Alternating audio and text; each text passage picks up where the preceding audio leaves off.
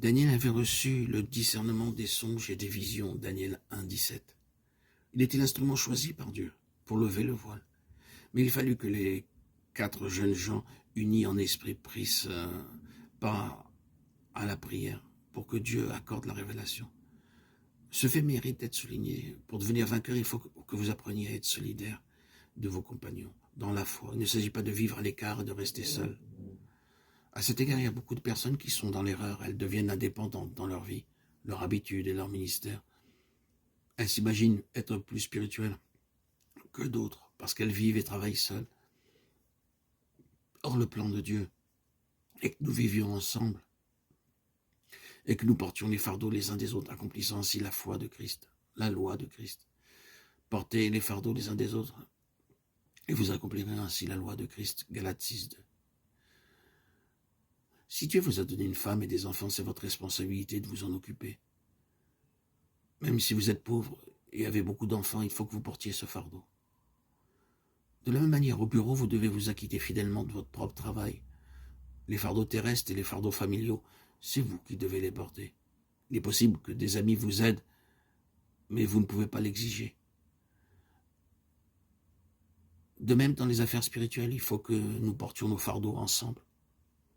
Nous devrions partager nos charges et nous emparer du Seigneur ensemble. Beaucoup d'ouvriers du royaume ont perdu leur ministère et leur bénédiction parce qu'ils sont devenus indépendants d'esprit. Daniel savait que Dieu lui avait accordé le don de comprendre les visions et les rêves. Daniel 1, 17.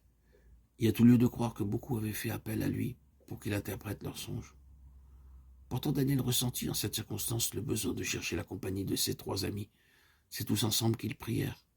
Ils partagèrent ce ministère, leurs dons étaient différents, mais ils demeuraient des partenaires égaux dans l'œuvre de Dieu. Si vous désirez devenir vainqueur, n'hésitez pas à rechercher la compagnie de frères dans la foi pour prier. Faites-leur part de vos difficultés et demandez-leur de prier pour vous et avec vous. Vous découvrirez alors combien ceci est salutaire. Pour cette raison, il faut que nous nous réunissions fréquemment pour prier en tant qu'Église. Nous avons déjà observé combien vigoureuse était la foi de ces jeunes gens, alors que le royaume tout entier était en deuil et pleurait. Ils avaient la conviction que Dieu, le Dieu vivant, ne permettrait pas qu'ils périssent. Nous aussi devrions être convaincus de la même manière qu'il importe peu que de nombreuses calamités nous guettent, car le Seigneur sait veiller sur nous et prendre soin de nous.